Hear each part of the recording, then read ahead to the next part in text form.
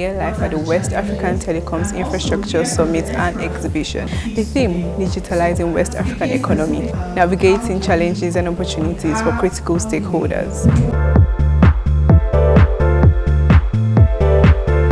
We're having cases of fiber cuts, battery theft, stealing of diesel from sites, injury of our personnel, seizing of equipment, landlords rising against us, community associations rising against our members, solar cells, solar batteries, inverter batteries taken from sites, solar cells stolen, ending up in people's home, and some cells ending in village square for table tennis, and so many other things that the industry is facing. And so, after the uncertainties that followed the disruption we had on account of COVID, we are currently doing a lot in terms of investment in driving the sector. However, the problems I've enumerated above are now confronting us. And what you may not know is that one single fiber cut can impact as many as 500 cell sites. It depends on the point of impact. And in some cases, you have multiple routes of fiber that is disrupted at the same time. Because normally, the way it's done is that you have east and west, then you have north and south. So if you have a cut in one direction, it tends to route traffic to the other direction to arrive at the same point. But you have cases where both directions have been vandalized, and what you just have is outage. The most convenient victim to blame is the network operator. But the reality is that this has happened on account of behavior of either a public actor who is doing road works for government, or a local community who inadvertently has gone to cut the fiber, or a community that has taken the infrastructure hostage, who have gone to cut the fiber, waiting for the technicians to come and repair, demand rent from them before they are allowed access to restore the fiber. So most times when we talk about connectivity, I complain about data. Imagine me as a member of the Internet Society Nigerian chapter complaining about how my data disappears. Often I trouble MTA, and I'm not trying to praise them here, but they're still the best. We fight. Let me take you to customer service. And back again in my country, I do a transaction with the bank. I don't want to mention their name so as not to get them too popular. They're not spending money on adverts because I used to be the ambassador. I tried paying for an inverter, and then I discovered that it was a wrong deal, and I reached out to them as I should do as an end user, and I don't get the right feedback. And I'm not trying to praise a foreign body, because when it comes to fintech, we're doing great with foreign organizations, foreign donations. No one in Nigeria is trusting them with their money. We celebrate them on paper. We do that a lot. As a media expert, I know that. They get billions of naira and we say, oh, this is fine, they're rising. But no government is putting their investment as a PPP, public-private partnership. We have success stories, but that we're not writing on. Nigerian Internet Registration Association is a good example of PPP that is working perfectly well. They are the custodian of the .ng domain name. Why are we not doing the same thing with fintech? Again, going back to the banks, going back to fintech, again, my apologies, my Honorable Vice President. I paid for a product day before yesterday. And out of fear that the product may not become what I paid for is not, what I got is not what I paid for, I requested for my money. They told me I'll get back my money in 5 days. This is an international platform, outside the country, outside Africa. They said I'll get back my money in 5 days, I got it back in less than 5 hours. What about my country? Customer care. What are we doing? So, I'm not going to trouble you too much, but the truth is, we've mentioned the word collaboration, we've mentioned it more than once. But we failed also to realize, some days ago I was with the MD, Nick Kamsat. She was at one of our events in Lagos at the Lagos Continental. They were having a top discussion, so she came inside to have a pulse of the Internet Society. Internet Society has something called pulse that we use to measure the amount of loss when there's a shutdown of the internet or anything affects the internet, which it does. It happened today too, anyway. So we're talking about the number of fiber cuts per day. I think it's like 100 and more fiber cuts per day. That affects the stakeholder community. So who do we speak to? We're not doing the job we should be doing because we're not collaborating. You may have the money, but I have the footwork. If I can go to every community within Africa, let's start with Nigeria, or probably extend it to West Africa, then I can begin to do what we call the citizen awareness on why there shouldn't be fiber cuts. These are critical national infrastructure. Card payments, digital payments, one of the most important things is trust. And with trust, you have to make sure that your platform, no matter how advanced it is, it has to be secure. Because once people lose trust in what you're giving them, they're not going to use it. Or they're not going to trust it. And they're not going to be included. So trust is very, very important. So trust, you have to have stability. And we cannot have stability if there's no connectivity.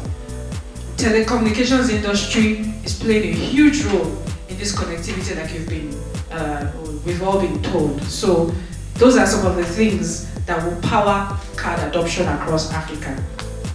So over the last decade, West Africa has made progress in broadband penetration. Of course, mobile adaptation has limited by even the convener, the likes of MTN and Co, and even exploded in fintech, not only in Lagos, also in Accra and across the West African sub-region. But we don't need to deceive ourselves.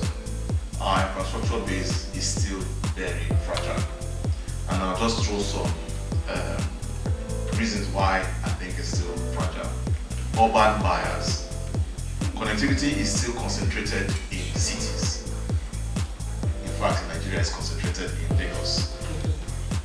Rural and semi-urban communities remain cut off from true broadband or true connectivity or true infrastructure. Cost of deployment. Operators face prohibitive right-of-way fees, inconsistent policies, I'm sure Mr. Benga will agree, multiple taxes, and consistent disruptions from fiber cuts. Power deficit. A weak electricity grid means telecom networks rely heavily on diesel generators. This is really an anomaly, especially here in Nigeria. I remember I was at a conference and I was on a panel, and the lady was from Senegal and was saying that, when they look at analysis of network failure, 20% is due to power, and I laughed. This is Senegal. Nigeria here, network failure, 80% is due to power. It's a real issue. While we also appreciate every effort, we also need to look at some things that we all need to better understand together. Because right now, technology is advancing, things are going quite fast, the terrain is changing. But while we are doing that, we also need to have proper awareness, because right now in our system, with every technological advancement, with every innovation, with every new thing, there is what they call exploitation. And it's not the technology, it's the people. The satellite dish is their only window to the world. It provides access to education, healthcare, economic opportunities that would otherwise be out of reach. Let's consider in remote areas or even countries where there have been hurricanes, earthquakes and flood. The satellites will provide critical lifeline for first responders and humanitarians. Beyond these applications, satellites are also backbone of modern business. They power global logistics, enabling companies to track shipments and manage supply chains. They facilitate the broadcast of live events and also enable sophisticated data transfer that underpins our financial market, so to say. Okay, so So, moving on to the future.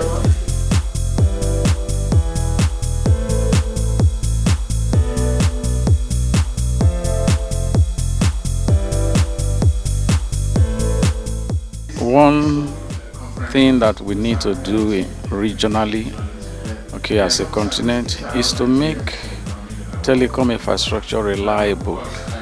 And when you're talking about reliability, it means that there should be a free flow when you pick up your mobile phone and you want to make a call. There should not be any hiccup. And when you want to make any transaction, we talk about cross-border banking now. Yeah, if you want to make any transaction, it should be seamless. There shouldn't be any issues. The infrastructure should be reliable. If the infrastructure are not reliable, and that is what we are having now. The infrastructure should be reliable, and there should be protection for those infrastructure. Even when the infrastructures are reliable and you don't protect them from miscreants, okay, that's another problem. Very first thing is to throw light on the issue itself, which happens to be regulatory fragmentation. Take spectrum, for example. Different countries have different spectrum charges, different roaming charges, and different taxation levies.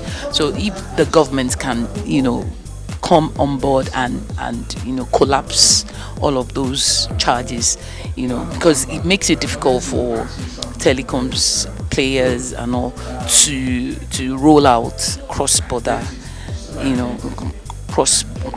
network connectivity. So, but if the government can come in and collapse all of those charges together, that way we are able to have one single charge, a coordinated spectrum charge, coordinated roaming charge.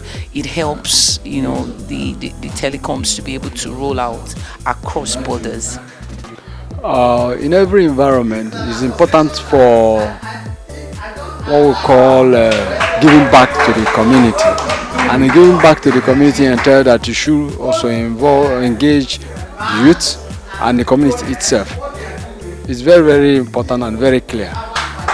What is also very germane is that at every point, it is also necessary for telecom organizations, when they are dealing with the youth or community, to do what is called needs assessment. Needs assessment is what exactly is their own immediate need. You as an operator, you may want to give them Wi-Fi. Do they need Wi-Fi? How many users are in that community, and how many of them uses smartphones? Okay, fine. Phones could be everywhere, but all of them are not smartphones. So the most important thing in dealing with such level of in our society is to do needs assessment, to know exactly what they need, is their immediate need. Based on that, the telecom operators can now invest in those areas.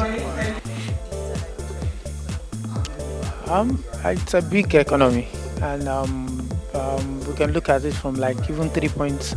Look at our populations. Nigeria is one of the most populated country in Africa, and we have youth base that's driven by digitalization, the Gen Zs and others. We also look at our businesses. Many of the business have not been digitalized. That means we have a very large economy, business sectors that still have a long way to digitalize their process. In that sense, we have a lot of fund of opportunities that is still available with us.